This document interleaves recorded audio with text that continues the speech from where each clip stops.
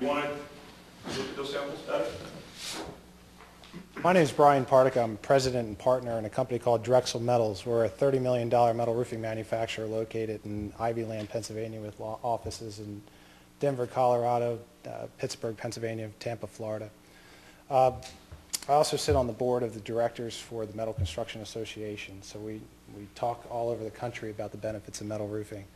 And what HARB is stating is that they want a tin roof, which is a traditional hot dip tin product used with a carbon steel in the middle of it, and basically you can't get that tin product as a pre-painted product, meaning that you have to post-paint it. So therefore you have the factors of the fact that you have to deal with weather conditions when you're painting, and you don't get the adhesion that you would get with the product that we're proposing that you use.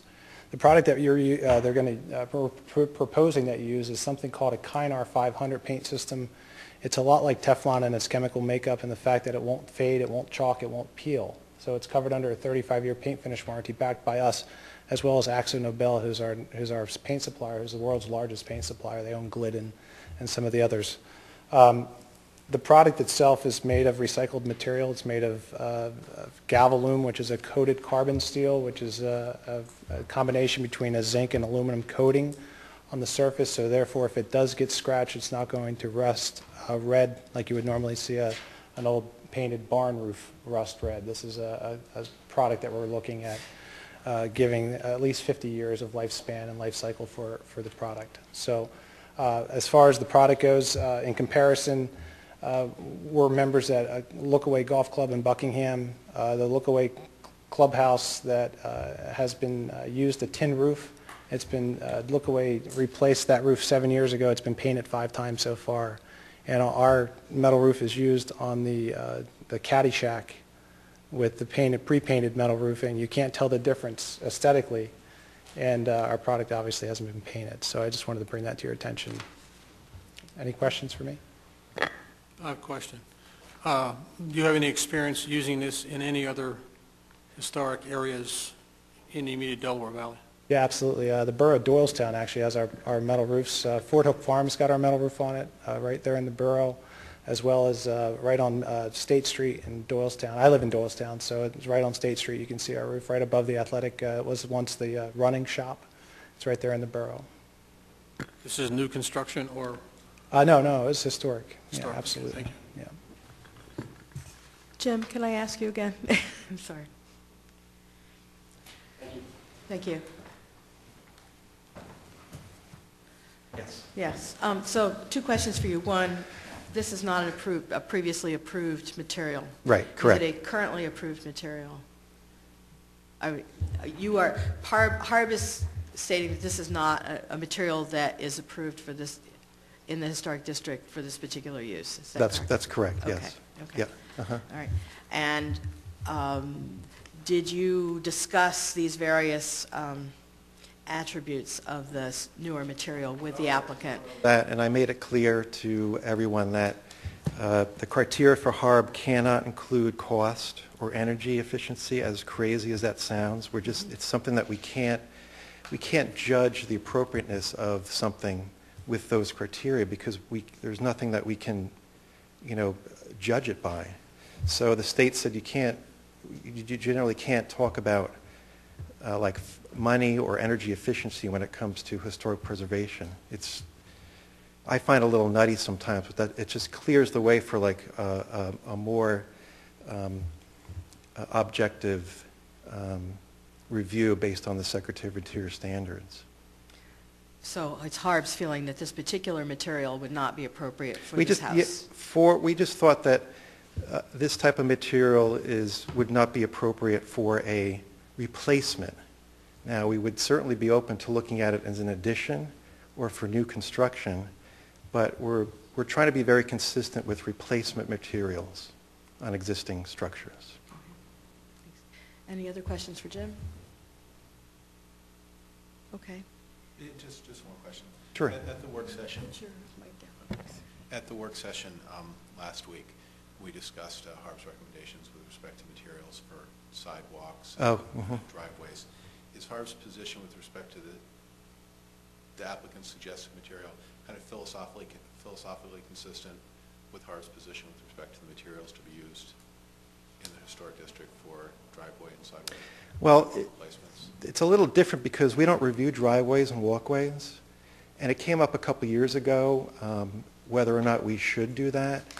And at the time, we talked about it with our preservation consultant.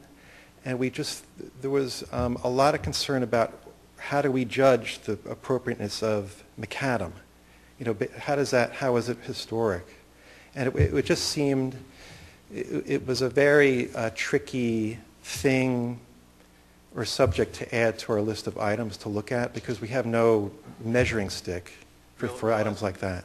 Review those issues. We still considered your recommendation with respect to what materials would be appropriate Right. in the historic district. And I think philosophically the feeling was that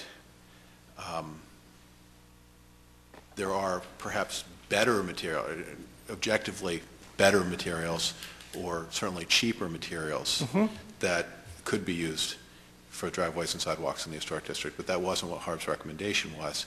It was a recommendation more to stick with materials that do in fact fade, that may objectively be considered not state-of-the-art construction materials. Am I characterizing that right? And what I'm asking is... Gee, I didn't even think about that. I mean, we didn't talk about fading of... Consistent with Harb's position with respect to replacement materials throughout the historic district. I'm not sure if I understand what you're getting at. Are you saying that aging, a product that ages that is actually one attribute that's appropriate for a historic district? I'm more asking that is it Harb's kind of philosophy that the state-of-the-art or objectively superior material is not necessarily appropriate for the historic district? We have the applicant here saying this is better. It's a better material. Right. Objectively, it's a cheaper material. It'll save costs in the long run, but that is not the overriding concern of... That's correct. I mean, I'm an architect, so I know about pre-finished metal roofing, and it has some superior qualities to traditional roofing. I mean, that's just the nature of the building technologies, is that there's a lot of progression with everything to make things less expensive, last longer, work better. There's all that type of stuff. With this particular product, we did talk about the nature of its installation, the fact that steel sheets tend to be much straighter, and I used this term at the meeting. It sounded silly, but that it looks really too perfect, as opposed to like a hand-installed system, and that's a thing that we talk about. There's that nature of the historic district having these materials and installations that have a history to them, especially when it comes to an existing structure, a replacement material, that they might fade or they might change over time, which is the nature of of things that are exposed to the weather. So, in that sense, does that kind of, do you understand what? Yeah. Jim, thinking about roofing materials, and for a replacement of a slate roof, does Harb permit sort of the newer materials that look like slate? Yes, that's something that we have over time. That's been going on for quite a while, where slates have to be replaced with either slate line shingles or on the firehouse they used the artificial slate, which was a new material. So is this not an analogous kind of situation, or do you view this differently?